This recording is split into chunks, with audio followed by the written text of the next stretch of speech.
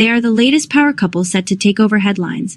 Huma Abedin, the longtime aide to Hillary Clinton, is now engaged to Alex Soros, the son of billionaire philanthropist George Soros. This high-profile engagement is causing quite a stir as Huma, a prominent political figure, and Alex, known for his own philanthropic endeavors, are now merging two influential worlds. Why is everyone talking about this? Because this union represents not just a personal milestone, but a merging of significant political and social influence.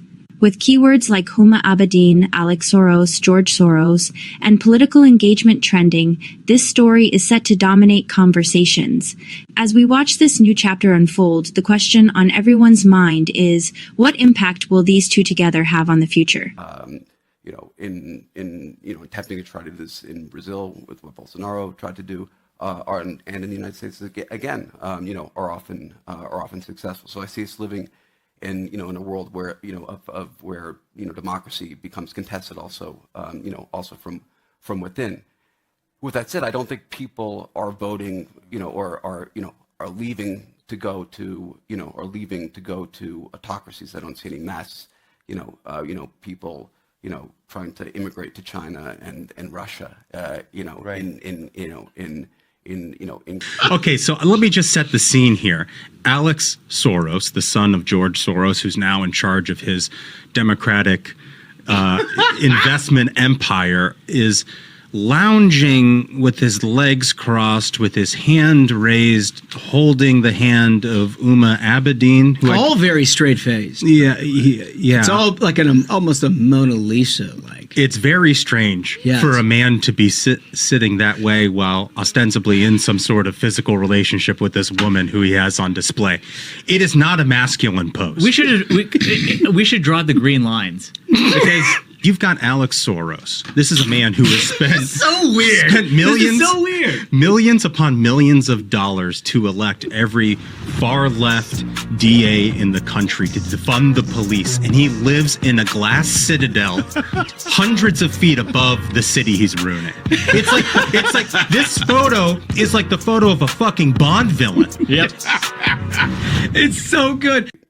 A liberal, or I don't think our goal is to regenerate the old liberal order. I think we need to be investing in something new and not for the status quo of yesterday.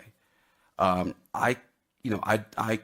would push back on the notion that that there was an end of history or some march of freedom that occurred in 1989, and I say this before I said it before.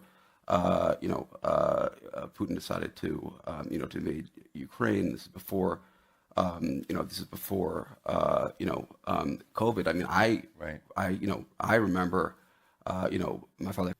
Huma Abedin and her husband Alex Soros. Now, I understand. I feel for Huma Abedin because for years she's obviously been abused by Hillary Clinton as her right-hand woman. I mean, that's seems clear when you work for one like that. So she must be able to take high levels of abuse. I mean, that's my opinion.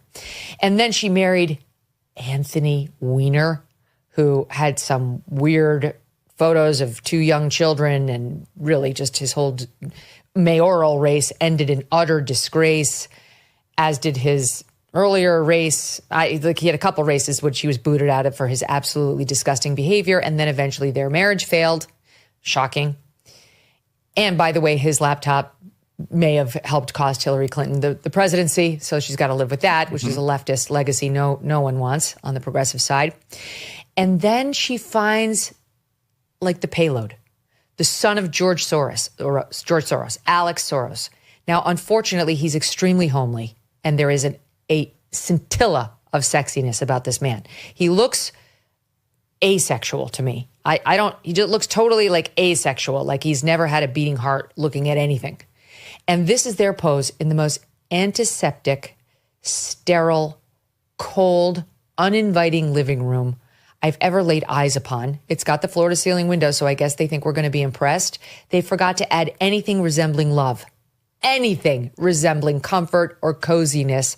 An agenda that delivers and that's also inspiring. That's inspiring.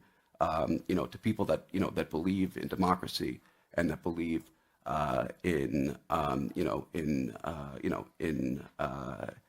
in